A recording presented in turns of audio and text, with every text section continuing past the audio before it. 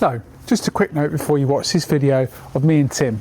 Our process has evolved, and today we often meet clients first before moving on to the formal design stage. But the principles behind how and why we design swimming ponds hasn't changed. This video explains those principles and why design remains the most important part of the entire process. So, ever since Tim's been with me, we've pretty much run this process of having a design fee, a design part of the project before we actually go into the build part of the project. And I do understand that for some people, it kind of seems a bit alien. So yeah, I mean, from your experience, Tim, I mean, you had your own landscaping business before you worked with us, didn't you? Yeah, I think the important thing with pricing is we can do anchor pricing and we can price off approximations, but what we like to do is actually price off a concept model. So once we've been on site and discussed with the client the type of pond, the size, the style of pond, we can create a 2D visual. That pond can then be put into our QS team, and that allows them to do some accurate costings based on materials and labour and length of work and time, and it means we can go back to the client with not just an approximation but an actual cost for the pond. And I think that's important for the client if they're engaging in our design plan and engaging with our company, is to go back with accurate costs rather than guesstimations. Obviously we can give clients some idea of costs at the beginning of the process before they engage in the design plan. That's important. We call that anchoring. Once the engagement's made, I think the accurate costings are really critical. Pricing's important, but also a schedule of works. What does that pricing reflect to? What do I actually get for the cost? So we do a detailed schedule of works which starts from arriving on site and setting up site, taking the client through the journey of the pond install, and then at the end the clear up, the remedial work. So I think it's the details, the important part of all this. Yeah, yeah. And also when you came and worked for me and I said, oh, this is the process we're going to do, we're going to have a design fee before we engage with clients.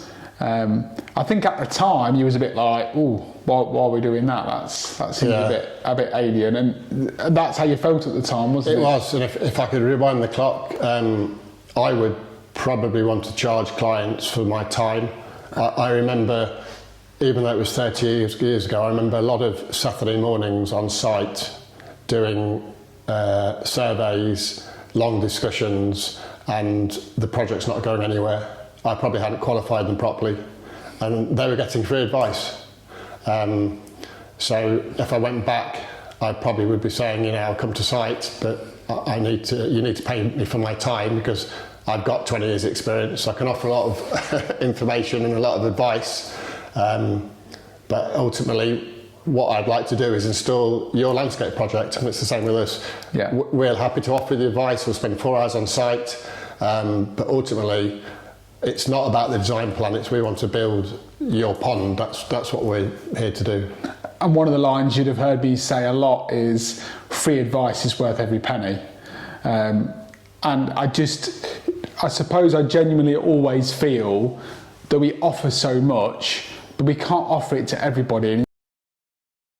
Those clients that do pay us, it's valuing them and go, thank you for paying us, let's give you the time that you deserve. I mean, if you break down the design fee, which is just under £2,000, and you say we don't make any money from it, actually I suspect we make a loss. And I understand that there's always a marketplace out there for people that want to do it themselves, and people that want to save money, they want to get someone local in, and they're happy to take the risk. That's fine, it's just not our marketplace. We're looking for, what would you, if you was to describe our atypical client, the client that we generally work with, how would you describe them?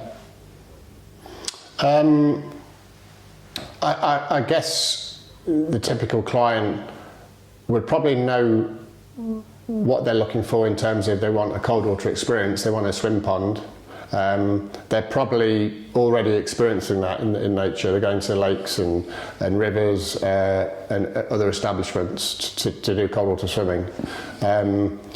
They're probably unsure of the type of pond they want in terms of how the water's managed, because the marketplace offers different solutions. There's internal filtration and external filtration and different methods of doing it. So the marketplace probably isn't very easy for clients to understand. I suspect it's quite confusing. We engage with garden designers sometimes, and they're probably talking to 2 or 3 companies, and I can often see the confused look, the clients and the garden designer thinking, well, there's different ways of doing this. Which way possibly is the best?